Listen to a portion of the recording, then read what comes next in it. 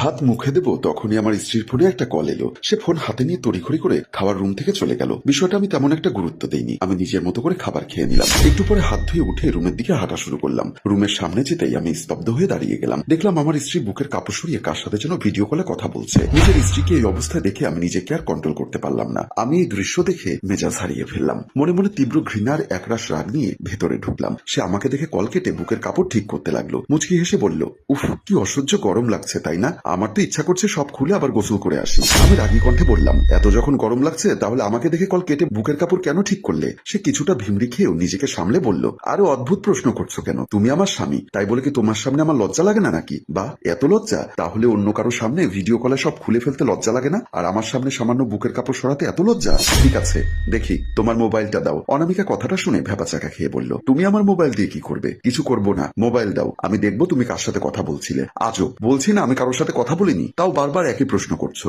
কথাটা বলে অনামিকা রাহুলকে এড়িয়ে যেতে বেরিয়ে গেল ঘর থেকে। কিন্তু রাহুল পেছনে এসেই হাত ধরে বলল, তাহলে মোবাইল দিতে কি সমস্যা?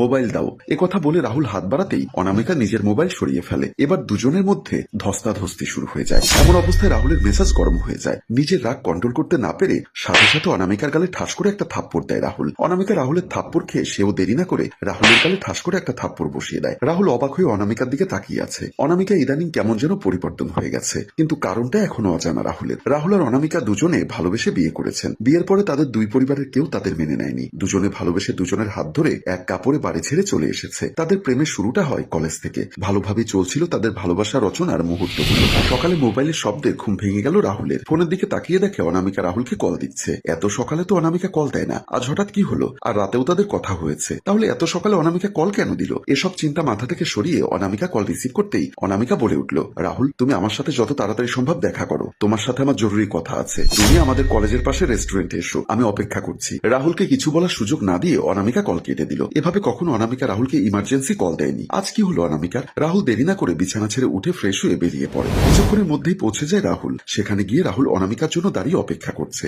অপেক্ষার প্রহর বাড়ছে, কিন্তু অনামিকার কোনো পাত্তা নেই। কিছুক্ষণ দাঁড়িয়ে থেকে রাহুল অনামিকার নাম্বারে কল দিল। অনামিকা ফোন রিসিভ করলো। অনামিকা, কোথায় তুমি? কখন থেকে আমি তোমার জন্য অপেক্ষা করছি। ফোনের ওপাশ থেকে ভেসে আসে গম্ভীর কণ্ঠ, কে তুমি? এটা তো একটা পুরুষের কণ্ঠ। অনামিকার ফোন কার কাছে? রাহুল লোকটাকে প্রশ্ন করেই ফেললো, কি আপনি? অনামিকার ফোন আপনার কাছে কেন? আমি জায়েদ খান, অনামিকার বাবা। কথাটা শুনে রাহুল ঢোক গিলে নরম কণ্ঠে সালাম দেয় অনামিকার বাবাকে। জায়েদ খান সালামের উত্তর দিয়ে বলল, কে তুমি? আর অনামিকার সাথে তোমার কিসের সম্পর্ক? আঙ্কেল, আমি রাহুল। ও, তাহলে তুমি সেই রাহুল? অনামিকা তোমাকে ভালোবাসে? জি, তোমার সাথে আমার কথা আছে, তুমি আমার বাসায় চলে এসো। এখন?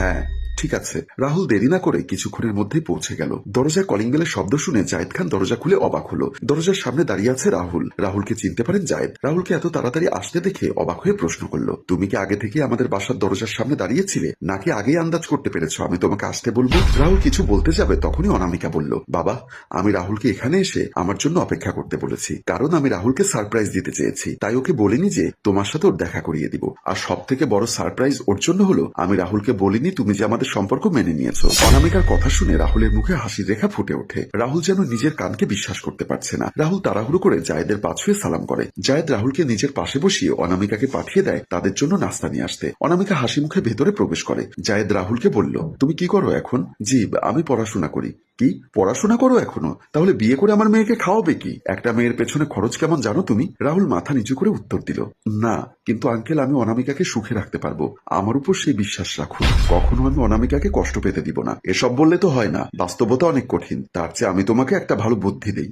জি, তুমি অনামিকাকে ভুলে যাও, আমি তোমাকে কিছু টাকা দিচ্ছি। অনামিকাকে আমি কিছু বলবো না, যদিও আমি জানি তোমাদের মতো ছেলেদের টার্গেট কি, বড়লোক পরিবারের মেয়েদের হাত করা। রাহুল একটা মুচকি হাসি দিয়ে বলল, আঙ্কেল, টাকার জন্য আমি অনামিকাকে ভালোবাসিনি, আমার টাকার দরকার নেই, আমার চাই অনামিকাকে। আপনি আমার হাতে অনামিকাকে তুলে দিলেই হবে। আর আপনার হয়তো আমার ব্যাকগ্রাউন্ড সম্পর্কে ধারণা নেই, তাই টাকার গরম দেখাচ্ছেন। কার সাথে কিভাবে কথা বলতে হয় পরিবারকে সে শিক্ষা দেয়নি? আচরণ তো বেয়াদবের মতো। আমি এমন ব্যবহার করিনি যে আপনি আমাকে এইভাবে বলতে পারেন। আমি অনামিকাকে ভালোবাসি, আমার কাছে সবকিছুর ঊর্ধ্বে আমার প্রিয় মানুষ, তারপর অন্য কিছু। আপনি অনামিকার বাবা, তাই এখনো কিছু বলিনি। অন্য কেউ হলে এতক্ষণে, মানে তুই কি করতি? বড়দের সাথে কিভাবে কথা বলতে হয় সেটাও জানিস না তুই? ছোটদের সাথে কিভাবে কথা বলতে হয় সেটাও হয়তো আপনিও শেখেননি। রাহুলের কথা শুনে জায়েদ খান রেগে গিয়ে রাহুলের গায়ে হাত তুলতে যায়, তখনই রাহুল ওনার হাত ধরে ফেলে। তারপর হাত ছেড়ে বলল, আঙ্কেল, আপনি নিজের সীমা অতিক্রম করছেন। আপনি মনে করবেন না আপনি আমার সাথে যেমন ইচ্ছা ব্যবহার করবেন আর আমি কিছুই বলবো না। এটা ভাবলে ভুল করবেন। আমি এমন ছেলে নই যে নিজের অপমান সহ্য করব।